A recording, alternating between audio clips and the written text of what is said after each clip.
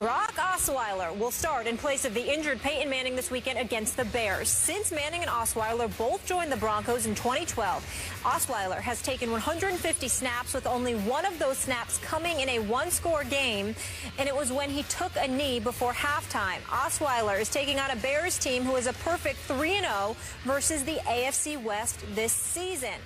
Stephen A., can Osweiler right the ship for this Chicago squad?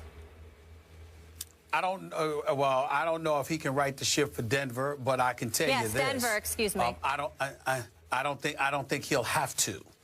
The fact is that with Aqib Talib coming back with that secondary and that defense going up against Jay Cutler, I expect them to rattle Jay Cutler and to beat Jay Cutler. Osweiler just has to make sure he doesn't lose the game for them. According to the numbers that I saw, and since he's been in the NFL, he only threw like 30 passes. Threw like 2 touchdowns, one last year, one this year, just last week against Kansas City, and completing 14 of 24 passes. I don't expect him to knock anybody's socks off. I will tell you this. Chicago can beat this team if Denver's running game continues to be what it's been.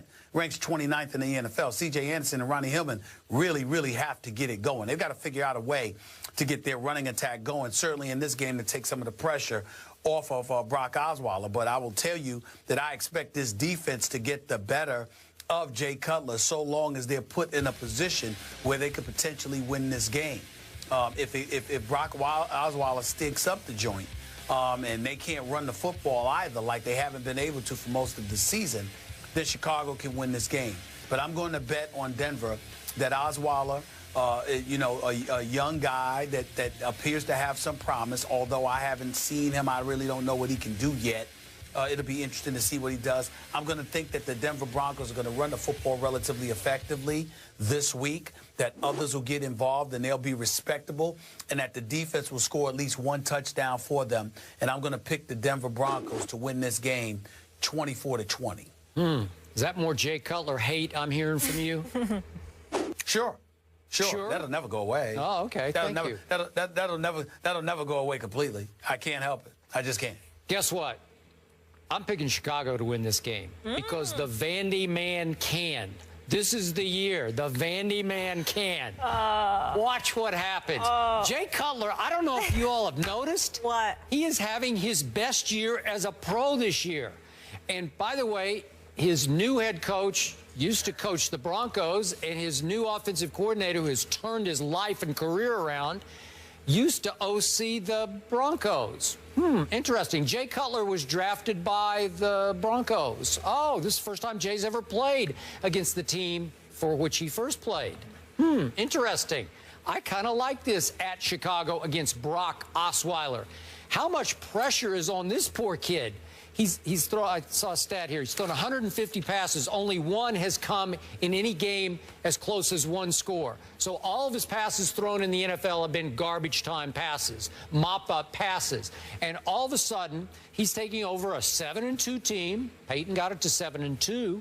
And you're going to be expected to carry on with one of the best defenses in pro football against Jay Cutler at Chicago with all those Denver connections.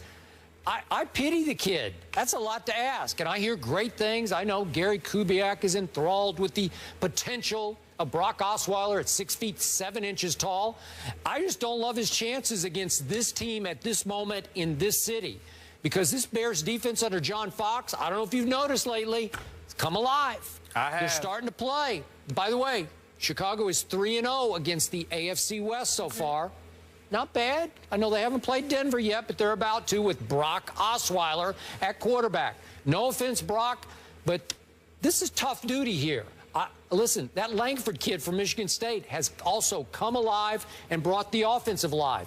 Matt Forte not happy about that. He thinks Chicago is sort of running him out of town, but come on, get over it, Matt. The kid's electric. He's given voltage to the offense. Jay Cutler seems to have grown up under Adam Gase. I don't know what's going on, but he looks like a star quarterback to me over the last 4 or 5 games. His QBR is by far the best he's had in his entire career, including the stretch in Denver under the great Mike Shanahan. I'm going with Jay Cutler, and I'm going with him convincingly. I'm going to go 27-17 Bears over Brock Osweiler. interesting that you say that. You got to remember, Chicago is fourth against the, I mean, I believe they're like fourth against the pass. I mean, I'm just wondering about them right now. I'm just looking at some of the guys in their secondary. You got Tracy Porter, Kyle Fuller. That's nothing to sneeze about. Amos and Antrell Rowe being there definitely has been an asset to them. I get all of that. And John Fox knows what he's doing. So defensively, they can do something. There's cause for concern. I'll give you that. Are you going to change your pick? I think you're changing on me. Because, no, not at all. Because I'm looking at it from the perspective, Skip, that I think that when you look at Aqib Talib and Chris Harris and those boys, and that secondary in Denver, they're good. Plus their ability to get to the quarterback with Von Miller scheduled to be stalking Jay Cutler, I really believe in my heart of hearts that they can do some things defensively to really rattle Jay Cutler. We'll see what happens, but I don't blame you for going with yours. I'm going to stick with mine, though. I think Denver's defense is going to save the day for them against Jay Cutler. I refuse to pick Jay Cutler to win a game like this. I know it can happen, but it just ain't in me to do it, man. It ain't in me to do it. Love it. All right, so Stephen A's rolling with Brock. Skip is going with Cuddy. The Bears are favored by 1 in this one, and everybody should be betting on Steph Curry. By the way, FPI favors the Bears. You believe in that? No, FBI? They do? I believe a little more in Vegas. They give them a 56% chance. Okay, so we're going FBI. It's a good shot. Oh, by the way, guys, remember, Skip, Chicago is 24th in the league in points allowed, but 7th in yards allowed, which gives me the indication that their offense is giving up some stuff, and as a result, opposing offense are able to score due to good field position because somehow, some way, Jay Cutler's going to find a way to mess things up. Just wanted to throw that out there. You better hope so. You know who's dominating every statistical category? Steph Curry. Staples was on fire last night, and Chef Curry was cooking. The high praises for Steph keep coming in. We'll react to that one on the other side. First Take is brought to you by Joseph A. Bank, the answer to quality men's attire since 1905. And 5 Gum Truth or Dare. Are you game? You guys always say that I'm obsessed with them and all that. You guys are obsessed with them, not me.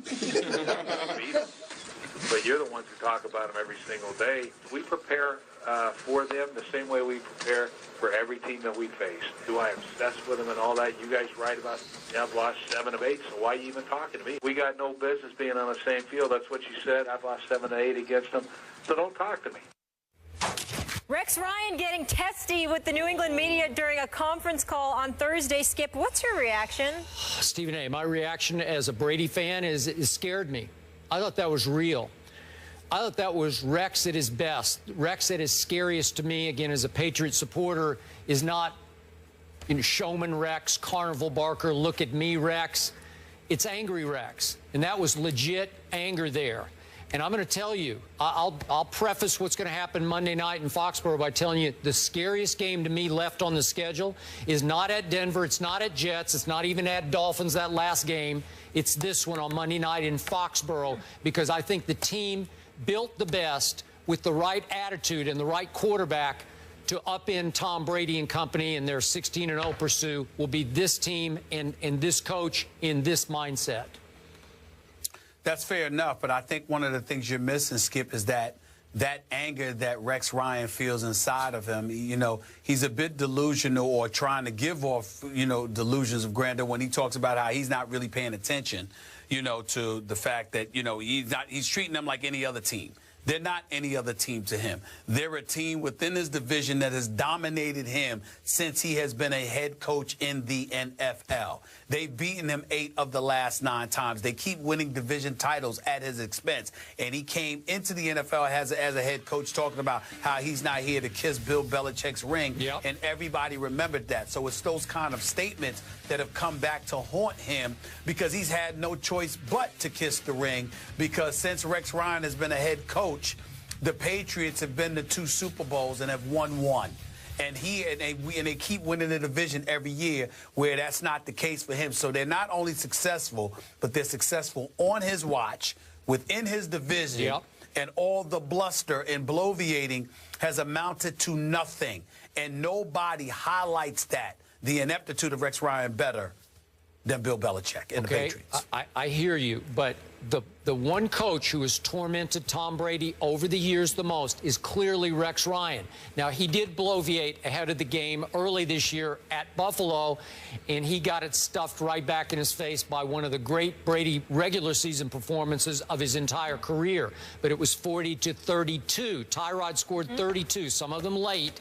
But Tyrod, I don't think he's afraid of Tom Brady in his own way. That's true. But they were down 37-13 before New England got a little lackadaisical. But three of those TDs, half of those total yards are from players that can't go. Julian Edelman, Dean Lewis. So we will see. Bingo. See you guys on Monday. Have a great weekend.